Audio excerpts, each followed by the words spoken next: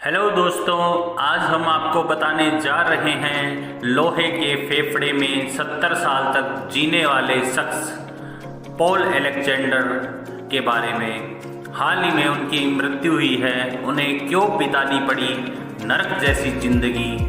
बात 1940 की है, जब अमेरिका में पोलियो का कहर था। US centre for disease control and prevention के मुताबिक उस वर्ष अमेरिका में 21,000 से अधिक पोलियो के मामले दर्ज किए गए थे। महामारी के उस दौर में 1946 में एक बच्चे का जन्म हुआ जिसका नाम था पॉल अलेक्जेंडर। 1952 में महज 6 साल की उम्र में ही पोलियो की चपेट से पॉल अलेक्जेंडर भी नहीं बच पाए।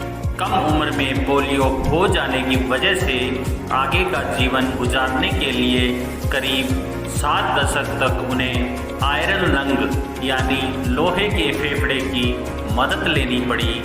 कुछ दिनों पहले ही पोलियो पाल के नाम से मशहूर पॉल अलेक्जेंडर ने 78 साल की उम्र में इस दुनिया को अलविदा कह दिया। क्यों लेनी पड़ी थी लोहे के फेफड़ों की मदद? अमेरिका से ताल्लुक़ रखने वाले पॉल अलेक्जेंडर की बीमारी का पता लगने के बाद उनके माता पिता उन्हें टेक्सास स्थित अस्पताल में ले गए। यहाँ इलाज के दौरान पता चला कि उनका फेफड़ा पूरी तरह से खराब हो गया है। हाल ये हो गया था कि 1952 में उनके गर्दन के निचले हिस्से ने काम करना बंद कर दिया था, जिसकी वजह से उन्हें सांस लेने में बहुत परेशानी होने लगी। पाल की स्थिति को देखकर डॉक्टरों ने पहले तो कहा कि उनकी जान नहीं बच पाएगी, मगर तभी एक दूसरे डॉक्टर ने उनके लिए लोहे की मशीन से आधुनिक लंग का आविष्कार कर दिया। पॉल के शरीर का पूरा हिस्सा मशीन में हुआ करता था, जबकि महज उनका चेहरा बाहर दिखाई देता था। मार्च 2023 में उन्हें गिनीज वर्ल्ड रिकॉर्ड्स की तरफ से दुनिया में सबसे लंबे समय तक जीवित रहने वाले आयरन फेफड़े का मरीज घोषित किया गया। हालात के सामने नहीं झुके, किताब भी लिखी। पॉल की महत्वाकांक्षाओं ने उनकी हालत के सामने घुटने नहीं टेके।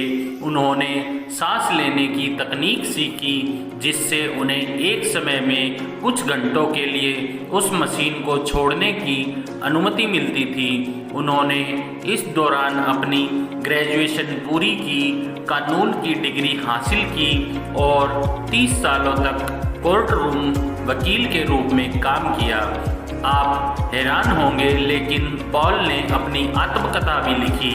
किताब का नाम था 3 Minutes for a Dog, my life in A iron lung. वो दूसरी किताब पर भी काम कर रहे थे।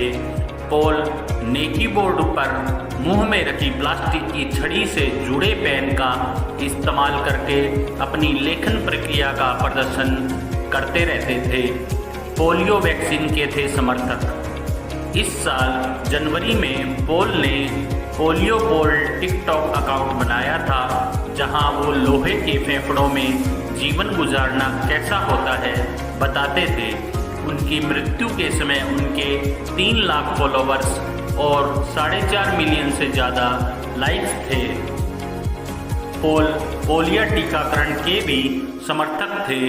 अपने पहले टिकटॉक वीडियो में उन्होंने कहा था कि लाखों बच्चे पोलियो से सुरक्षित नहीं हैं। इससे पहले कि कोई और महामारी फैले, दुनिया को बचाना बहुत ज़रूरी है। तो दोस्तों, आपको हमारी ये जानकारी कैसी लगी कृपया कमेंट करके बताएं और ऐसी ही अन्य जानकारियों के लिए हमारे चैनल को सब्सक्राइब करें। आपका बहुत बहुत धन्यवाद।